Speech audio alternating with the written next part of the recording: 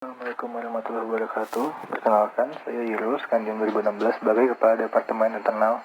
Pada pengurusan kali ini, Departemen Internal mempunyai 4 divisi. Divisi pertama kekeluargaan yang diketuai oleh Renal Nitrogen 2016. Lalu ada akademik yang diketuai oleh Samuel Stibium 2016. Lalu ada olahraga dan seni yang diketuai oleh Sanda Uranium 2016. Dan juga yang terakhir ada Bina Rumah Tangga atau BRT yang diketuai oleh Fatra Lithium 2016. Kita langsung ke kekeluargaan. Kekeluargaan mempunyai fungsi kerja menyediakan kegiatan bersama antara anggota HMK Amiska ITB untuk dapat mengakrabkan dan menumbuhkan rasa kekeluargaan sehingga tercipta berbagai momen. Kita langsung melihat ke indikator. Parameter keberhasilannya yaitu terlaksananya penyebaran poster ulang tahun dari anggota HMK Amiska ITB sebesar 100%. Lalu yang kedua, tersampaikannya informasi terkait anggota yang terkena musibah sebanyak kepada anggota HMK Amiska ITB sebesar 100%. Dan kedua parameter tersebut sudah berhasil dipenuhi. Lalu ada evaluasi. Yang pertama, kalau untuk kalender ulang tahun itu mengalami beberapa kesalahan pengetikan nama, unsur, bahkan fotonya ada yang tertukar dengan orang di sebelahnya lah, dan lain-lain. Lalu kendala yang kedua untuk penggalangan dana yaitu sulit disampaikannya uang penggalangan dana karena sulit bertemu dengan yang bersangkutan. Solusi untuk kalender ulang tahun yaitu dilakukan penarikan terhadap kalender ulang tahun yang pernah dipublikasikan, lalu diganti dengan kalender publikasi yang baru. Terus untuk yang solusi uang penggalangan dana yaitu diberikan dalam satu waktu sekaligus. Nah, untuk sarannya, untuk kalender ulang tahun harus lebih teliti lagi selama pembuatan kalender ulang tahun dan selalu di check and recheck, bisa dikirim ke grup divisi untuk minta angkatan-angkatannya sendiri mengecek apakah nama dan unsurnya sudah benar, fotonya sudah benar, seperti itu. Lalu untuk yang kedua yaitu uang penggalangan dananya diberikan pada waktu dirasa cukup. Maksudnya cukup di sini adalah disediakan waktu tenggat 3 hari apabila dalam 3 hari sudah terkumpul, atau hanya sedikit yang mengumpulkan walaupun 3 hari, tetap diberikan langsung kepada yang terkena musibah, seperti itu.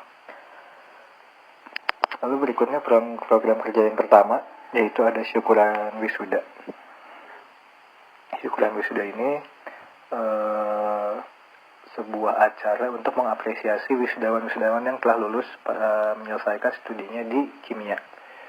Siklusnya dibagi 3 seperti halnya wisuda di ITB, yaitu April, Juli, dan Oktober. Lalu kita langsung melihat ke parameter keberhasilannya.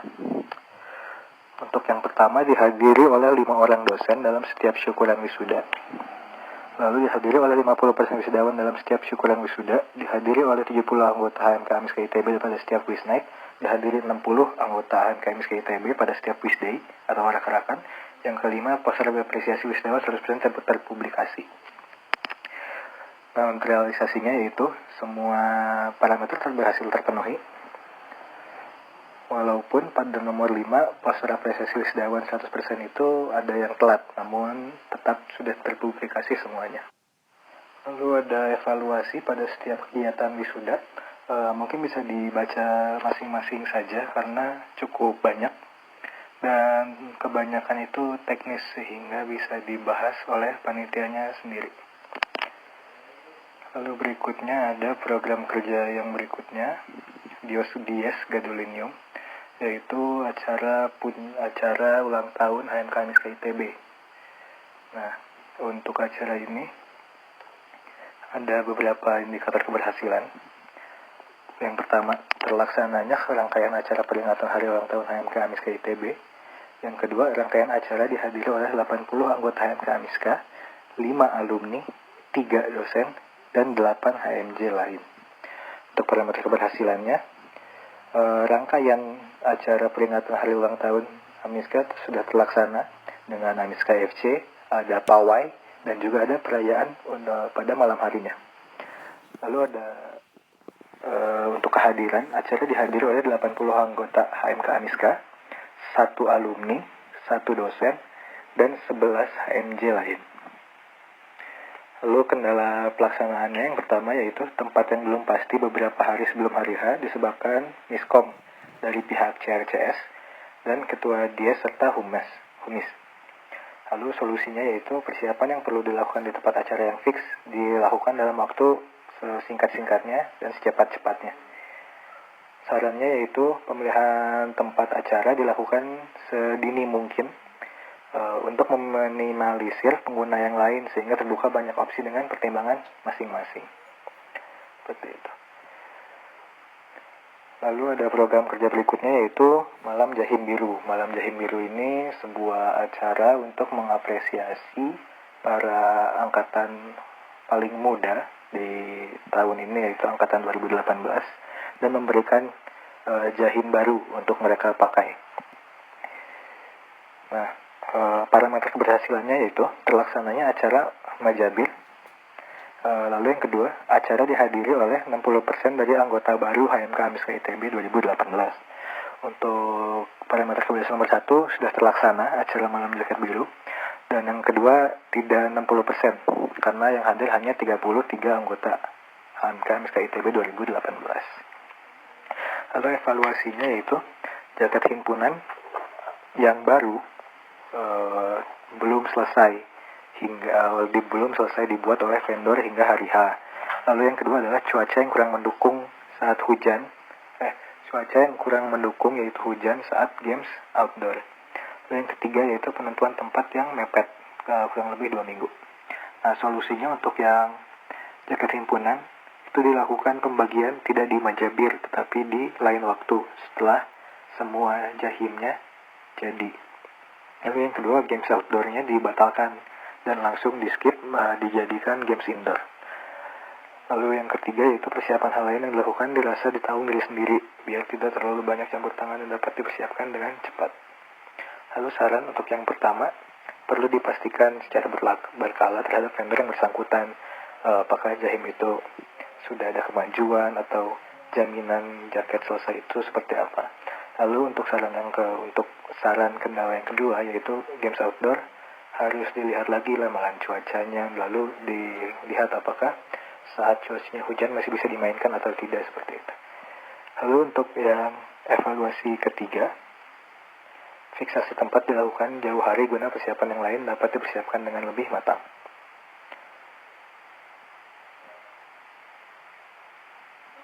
Lalu berikutnya adalah program kerja keempat yaitu ngegayem. Ngegayem ini adalah suatu acara di mana masa HMK Amiska ITB berkumpul untuk makan bersama, baik itu makan tumpeng atau masak-masak. Lalu ada parameter keberhasilannya yaitu terlaksananya acara makan bersama dengan anggota HMK Amiska ITB sebanyak 2 kali. Dan yang kedua, acara dihadiri oleh 100 anggota HMK Amiska ITB. Dan untuk realisasinya, acara makan bersama sudah dilakukan 2 kali, namun tidak dihadiri oleh 100 orang. Ngegayam pertama yaitu 30, dan ngegayam yang kedua yaitu 34 orang. Terus untuk kendala pelaksanaan, untuk ngegayam pertama, itu ada masalah logistik untuk mengadakan kegiatan masak-masak. Jadi untuk ngegayam pertama kita masak-masak, dan untuk ngegayam kedua kita memesan tumpeng. Lalu evaluasi yang kedua itu partisipasi massa yang dirasa kurang, jadi tidak bisa memenuhi parameter keberhasilan. Untuk solusi yang pertama itu mempunyai inisiatif untuk membawa peralatan masak dan meminjam peralatan masak. Jadi ada beberapa dari panitia yang sudah mempunyai alat masak dan dibawa ke himpunan, lalu ada beberapa yang meminjam kepada orang yang punya. Seperti itu.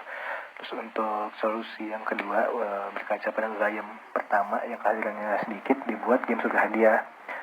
Namun walaupun sudah dibuat game berhadiah pun masih kurang partisipasi massa. Lalu sarannya untuk kedepannya itu perlu dipertimbangkan apabila mengadakan program kerja yang bersifat have fun dengan anggaran yang ada, dan perlu adanya kajian orientasi hiburan masa saat kepengurusan. Terus yang kedua itu perlu adanya persuasi yang dapat membuat masa HMK Amiska ITB tertarik untuk ikut berpartisipasi dalam program kerja ini. Untuk penutup bisa dibaca sendiri. Lalu kita lanjut ke pertanggungjawaban akademik. divisi akademik mempunyai fungsi yaitu melakukan inisiasi untuk membantu anggota HMK Amiska ITB yang memiliki masalah akademik dan menyebarkan informasi beasiswa. Lalu indikator keberhasilannya yaitu ada sebanyak 70% dari kasus akademik yang terdata teradvokasi. Yang kedua, sebanyak 100% informasi beasiswa atau student exchange atau magang yang dapat diikuti tersampaikan kepada anggota HMK Amiska ITB. Lalu yang ketiga, terdatanya 100% anggota HMK Amiska ITB yang membutuhkan beasiswa. Realisasinya yaitu semua ketiga parameter tersebut sudah tercapai. Lalu ada evaluasi yang pertama, masa HMK Amiska ITB terkadang sulit untuk diminta kesediaannya dalam mengisi kuesioner. Lalu yang kedua yaitu sulitnya beberapa orang untuk menceritakan kesulitan atau beban akademiknya, entah itu karena malu atau tidak dekat dengan ketua divisinya dan sebagainya. Lalu solusi untuk kendala yang pertama yaitu melakukan personal chat kepada satu persatu masa HMK Amiska ITB untuk mengisi kuesioner. Nah, untuk evaluasi kedua, solusinya yaitu mencari orang yang dekat dengan orang yang punya masalah tersebut untuk dimintai keterangan terkait permasalahannya itu ada apa sehingga dapat dibantu oleh ketua divisi akademik. Lalu ada program kerja pertama yaitu TRNA, yaitu tutorial ujian Amiska, di mana ini adalah program kerja untuk memenuhi kebutuhan Mas Amiska dalam persiapan ujian, sehingga disediakan tutor oleh ketua divisi akademik. Lalu parameter keberhasilannya yaitu terlaksananya tutorial akademik minimal 30 kali selama satu kepengurusan. Realisasinya lebih, yaitu 46 kali selama satu kepengurusan. Lalu evaluasinya, sulitnya mengatur jadwal tutorial karena kadang-kadang ada beberapa dosen yang memberitahu jadwal ujian sangat mepet. Ujian Senin diberitahunya saat Kamis lah, seperti itu. Lalu solusinya yaitu berkoordinasi dengan staf, di mana stafnya terdiri dari angkatan yang bercampur 2016, 2017, 2018 untuk mencari waktu kosong agar bisa dilaksanakan tutorial seperti itu. Lalu ada program kerja berikutnya yaitu bit.ly/105belajar. Ini adalah web yang diciptakan oleh Amiska untuk memenuhi kebutuhan akademik, baik itu dari buku mata kuliah wajib atau buku mata kuliah pilihan, soal-soal latihan ujian, seperti itu.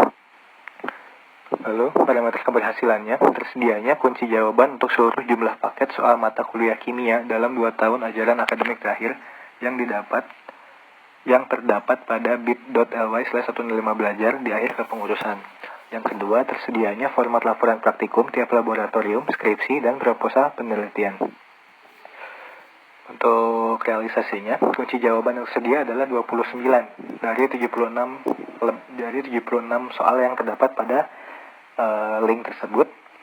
Untuk yang kedua yaitu format laporan laboratorium, skripsi, dan proposal telah tersedia di link tersebut. Evaluasinya yaitu untuk kunci jawaban mengapa tidak dicapai. Pertama, sulitnya mencari orang yang mau mengerjakan soal-soal tersebut. Terus solusinya yaitu berkoordinasi dengan staf untuk mencari orang yang mau mengerjakan soal-soal. Terus yang kedua, staf sendiri yang mengerjakan soal-soal tersebut. Yang ketiga yaitu follow up tugas yang diberikan kepada staf. Lalu ada beberapa mata pelajaran juga yang sudah diminta bantuannya ke dosen untuk memberikan jawabannya, namun tetap saja belum terpenuhi karena sulit sekali mencari dosen yang mau mengisi atau mau memberikan kunci jawaban terkait soal-soal yang ada di 105 belajar. Jadi ada beberapa saran. Yang pertama yaitu pekerjaan soal-soal dimulai lebih awal. Kalau bisa saat sudah ditunjuk sebagai divisi akademik, mulai mencari orang-orang untuk mengerjakan soal-soal tertentu yang ada di bit.ly agar tidak terlena seperti itu. Lalu yang kedua, pekerjaan soal tidak mengandalkan satu orang saja, tapi dapat meminta tolong kepada lebih dari satu orang. Jadi saat kepengurusan kemarin, biasanya kami meminta satu soal tahun ajaran, misalkan soal analitik spektrometri, anspek tahun 2016 itu dikerjakan pada orang A. Nah, untuk selanjutnya mungkin untuk anspek tahun 2016 dikerjakan oleh orang A, B, dan C, sehingga orang-orang tersebut tidak merasa terbebani. Lalu ada program kerja yang ketiga yaitu Vitamin, Virtual Academic Scholarship and Motivation Sharing. Ini terdiri dari 3 tahap, yaitu 1, 2, dan 3, di mana vitamin 1 itu pada 8 September, vitamin 2 pada 10 November, dan vitamin 3 pada 22 Februari. Nah, vitamin ini adalah sebuah virtual talk di mana kita mengundang pembicara pada grup lain dan masa boleh mengajukan pertanyaan kepada pembicara tersebut. Dan ini dari grup lain. Parameter keberhasilannya yaitu terlaksananya kegiatan vitamin sebanyak 3 kali. Lalu yang kedua, sebanyak 80% materi yang ada dalam vitamin tersampaikan kepada peserta yang mengisi kuesioner. Lalu untuk realisasinya yaitu kegiatan vitamin sudah terlaksana sebanyak 3 kali. Lalu sebanyak 80% materi tersampaikan kepada peserta yang telah mengisi kuesioner. Lalu ada evaluasi. Yang pertama adalah peserta yang mengikuti vitamin tidak terlalu banyak.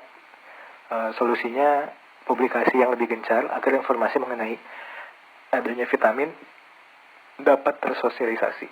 Lalu ada saran, mungkin publikasi baiknya jauh-jauh hari seperti H- sebulan, dan juga disertakan vitamin itu seperti apa sih, FYI tentang vitamin agar orang-orang tertarik untuk mengikuti vitamin. Penutupnya bisa dibaca sendiri. Lalu kita sekarang menuju olahraga dan seni. Olahraga dan seni mempunyai fungsi kerja pertama, yaitu pendataan dan penyaluran minat dan bakat dalam bidang olahraga dan seni. Parameter keberhasilannya yaitu sebanyak 100% dari anggota HMK Amiska ITB terdata keberminatannya dalam olahraga dan seni. Lalu realisasinya tidak tercapai, pada angkatan 2016 hanya 49 dari 85. Dari angkatan 2017 63 dari 98, dan dari angkatan 2018 27 dari 94. Evaluasi yang pertama, upaya memberikan tautan untuk mengisi pendataan minat bakat ke anggota HMK MSK ITB lewat personal chat, namun tetap masih ada yang belum mengisi, dan bahkan ada yang tidak mau mengisi kuesioner tersebut, entah kenapa alasannya. Lalu sarannya mungkin dilakukan personal check secara berkala ya, jadi tidak cuma sekali, namun sebulan sekali atau bahkan 2 minggu sekali. Jadi tetap intens agar semuanya dapat terdata. Lalu ada program kerja pertama, yaitu Aspartat, Amiska Sport and Art Training Team and Event. Aspartat ini seperti latihan atau main-main berolahraga pada suatu bidang olahraga yang telah ditentukan oleh pendataan pada fungker pertama tadi. Jadi parameter keberhasilannya yaitu terlaksananya kegiatan latihan sebanyak 3 kali per cabang bidang. Yang kedua, kegiatan latihan dihadiri oleh minimal 10 orang peserta dari anggota HMK MSK ITB. Dan yang ketiga, mengikuti perlombaan atau event yang diadakan oleh dalam kampus. Nah, maksud per cabang bidang di sini yaitu bidang yang paling diminati oleh masa dilihat dari kuesioner pada fungsi kerja yang pertama. Lalu realisasinya, parameter keberhasilannya tidak tercapai untuk voli, karena voli hanya dilakukan sekali. Selebihnya untuk badminton, basket, dan futsal itu telah berhasil dilaksanakan 3 kali. Lalu parameter keberhasilan yang kedua yaitu tercapai karena dihadiri minimal 10 orang anggota HMK MSK ITB. Lalu yang ketiga, parameter keberhasilan tidak tercapai. Evaluasinya, kurangnya partisipasi massa pada bidang olahraga tertentu, terutama basket dan voli. Terus yang kedua, penentuan jadwal Aspartat yang sulit karena berbagai faktor seperti jadwal kegiatan massa, ketersediaan lapangan, hingga perakiraan cuaca. Terus yang berikutnya adalah tidak terlaksananya Aspartat dalam bidang kesenian. Lalu kurangnya antusiasme massa dan sarana penunjang bagi anggota HMK MSK ITB dalam mengikuti perlombaan dalam bidang olahraga dan seni. Lalu sarannya, beberapa bidang olahraga memang memiliki minat yang sedikit, sehingga lebih baik jika ditiadakan atau diadakan sesuai dengan permintaan massa dengan syarat terpenuhinya minimal peserta Aspartat. Saran ini untuk menanggulangi bahwa saat kita memesan lapangan, orang yang bermain itu kurang atau tidak ada gantinya, sehingga lapangan dipesan 2 jam tapi yang main itu saja, dan akhirnya hanya efektif sekitar setengah jam sampai 1 jam untuk bermain dengan serius seperti itu. Lalu untuk yang kedua, penentuan jadwal kegiatan Asparted lebih baik jika selalu dibahas sebelum bergantinya bulan. Jadi bisa diadakan tiap bulan, sehingga bisa diplot kapan saja Asparted akan dilaksanakan dan sebagainya. Lalu yang berikutnya yaitu perlu diadakan diskusi lebih lanjut mengenai kegiatan pengenalan minat bakat dalam bidang seni. Karena untuk seni itu tidak bisa semua orang bermain seperti itu. Jadi harus dilakukan pemikiran lagi untuk terkait seni itu hendak bagaimana. Lalu berikutnya itu jika melihat dari kesiapan HMK MISK ITB dalam mengikuti perlombaan itu bisa dibilang tidak ada karena saat latihan pun tidak ada yang datang, sehingga untuk mengikuti lomba lebih baik tidak usah, karena dengan latihan yang tidak benar tidak mungkin bisa memenangkan sebuah lomba seperti itu. Yang kedua yaitu program kerja yang kedua yaitu AMISK FC. Yang AMISK FC ini adalah sebuah acara kompetisi home turnamen antara masa AMISK per angkatan. Jadi angkatan 2016, 2017 dan 2018 beserta alumni itu berhadapan dengan mendukung angkatannya masing-masing untuk melakukan olahraga bersama, turnamen seperti itu. Lalu parameter keberhasilannya yaitu adanya keterlibatan minimal 10 orang anggota HMK AMISK ITB dari angkatan 2016, 17, dan 18 dalam keseluruhan acara.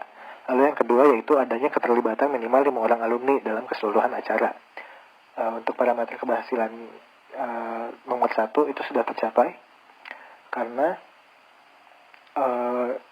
dalam 4 turnamen yang dilaksanakan yaitu futsal, Mobile Legends, FIFA, dan badminton telah terdapat lebih dari 10 orang. Dari mana orang-orang tersebut pun berbeda-beda satu sama yang satu dengan yang lainnya dalam bermain di turnamen tersebut. Lalu untuk yang parameter keberhasilan kedua itu sudah tercapai minimal 5 orang alumni, karena seperti parameter yang pertama tadi untuk orang yang bermain di futsal, Mobile Legends, dan FIFA dan badminton itu orangnya berbeda-beda. Lalu untuk kendalanya persiapan untuk pelaksanaan AMISK FC yang terlambat. Sarannya, keterlambatan yang terjadi itu terjadi karena terdapat kekurangan koordinasi, di mana MISK FC ini merupakan bagian dari DIES dan terdapat kebingungan bagaimana kelanjutannya MISK FC tersebut karena ada jalur koordinasi yang bolong seperti itu dari antara MISK FC dengan kepengurusan DIES. Lalu ada evaluasi berikutnya yaitu pembentukan kepanitiaan yang terlambat dan terhambat masalah struktural.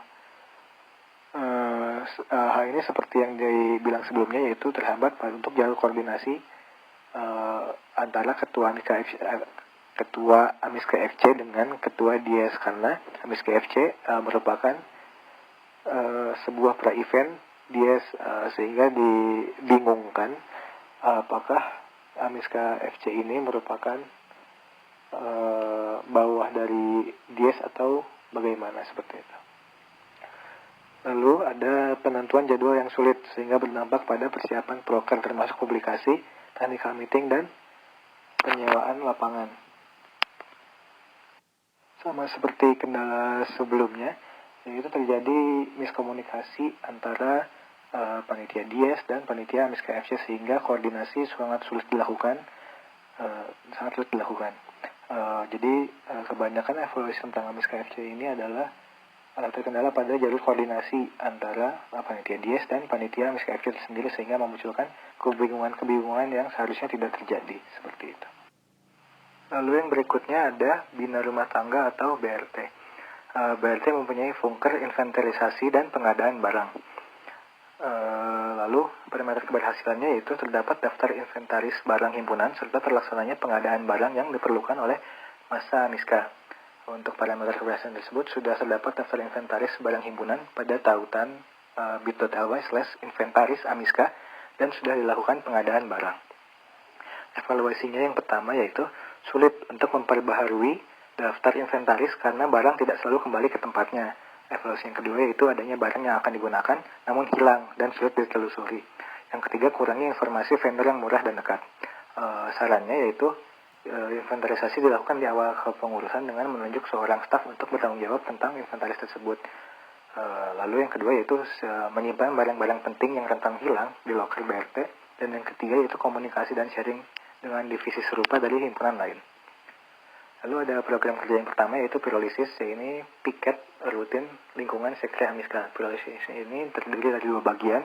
Ada pirolisis mingguan dan ada pirolisis bulanan seperti itu. Atau pirolisis massal. Nah, parameter keberhasilannya yaitu terlaksananya piket bulanan minimal 3 kali dan terlaksananya piket BKH minimal 12 kali. Untuk parameter keberhasilannya yaitu tercapai karena piket bulanan telah ada 5 kali dan piket BKH yaitu piket mingguan sebanyak 16 kali. Kendalanya seperti yang sudah kita tahu semuanya, kurangnya massa yang berpartisipasi. Solusinya yaitu dilakukan bersama dengan acara makan-makan dan disediakan makanan dan minuman untuk orang-orang yang datang. Sarannya mungkin untuk setiap piket bulanan diusahakan selalu berbarengan dengan acara makan-makan karena pendekatan persuasif itu tidak efektif didapatkan. Lalu untuk program kerja yang kedua yaitu Renium, yaitu renovasi untuk himpunan. Lalu langsung ke parameter keberhasilannya. Parameter keberhasilannya yaitu terlaksananya perbaikan dan renovasi sekretariat HMK ITB. Untuk realisasinya telah tercapai karena telah terlaksananya perbaikan dan renovasi sekretariat HMK ITB. Kendala pelaksanaannya yaitu sulitnya mengurus perizinan untuk merenovasi bawah kanopi untuk dibuatkan lantai. Solusinya yaitu sudah berkali-kali bertemu dengan Kaprodi, kemahasiswaan, Direktorat SP, namun tetap tidak dimungkinkan adanya lantai untuk di teras luar di bawah kanopi. Sarannya mungkin diberikan karpet puzzle seperti dalam himpunan yang mudah dibersihkan sehingga apabila kotor dapat dibersihkan dengan mudah. Penutupnya bisa dilihat sendiri. Demikian dari internal. Assalamualaikum warahmatullahi wabarakatuh.